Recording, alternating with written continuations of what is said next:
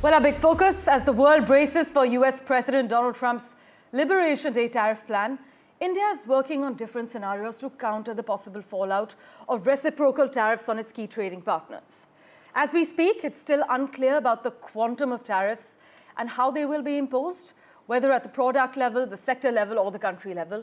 But in terms of the high import duties on American goods, well, according to the US Trade Representative's National Trade Estimate Report 2025, India maintains high import duties on a wide range of American goods. This is across agricultural items, drug formulations, and alcoholic beverages, besides imposing non-tariff barriers.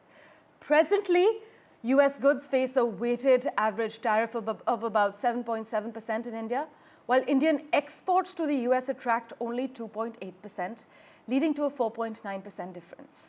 But the Indian exports to the US are spread across 30 sectors, with 6 in agriculture and 24 in industry, and each sector faces different tariff impacts. The White House has also listed India among nations which are being unfair and damaging US exporters with high charges. My colleague Vishnu Som takes us through what to expect through Trump's new plans.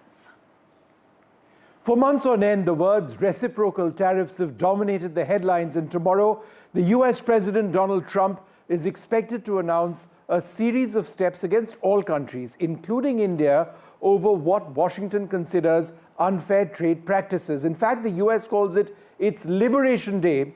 But beyond the rhetoric, what exactly are tariffs all about, and how will this impact India? Let me try and explain in simple terms. For starters, what are tariffs? What is a tariff? In its simplest form, a tariff is a tax on goods coming into or leaving a country. Now, tariffs are often imposed to protect domestic industry from foreign competition.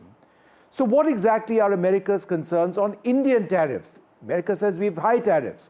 Well, the US has concerns over India's high import tariffs, such as 150% on alcoholic beverages, 100% on coffee, raisins, and walnuts, 60% on automobiles. India's World Trade Organization bound tariff rates average a high of more than 113% for agricultural goods, but its applied rates average 17%.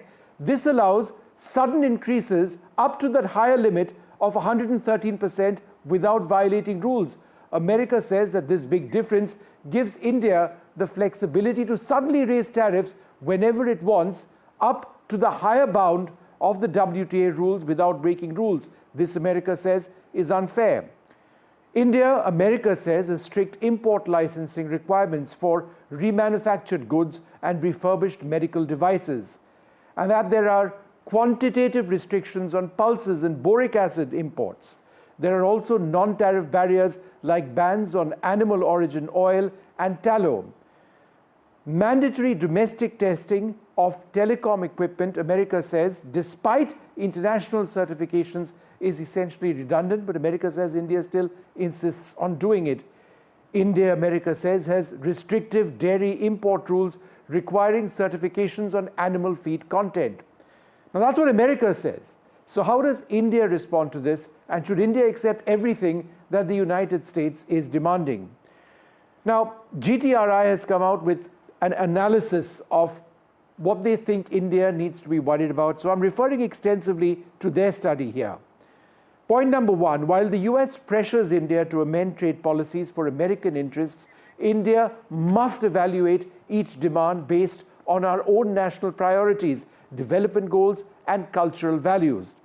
The proposed US changes in agriculture, digital governance, and public health could jeopardize India's small farmers. It could jeopardize our food safety, our social norms, also our digital security.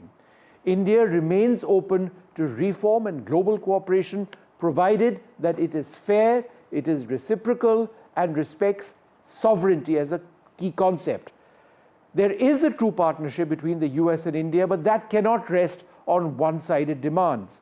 India will not sacrifice our policy space, our economic security, or public welfare to appease foreign interests, and that any reforms India does undertake must prioritize the well-being of our people over the profits of foreign corporations.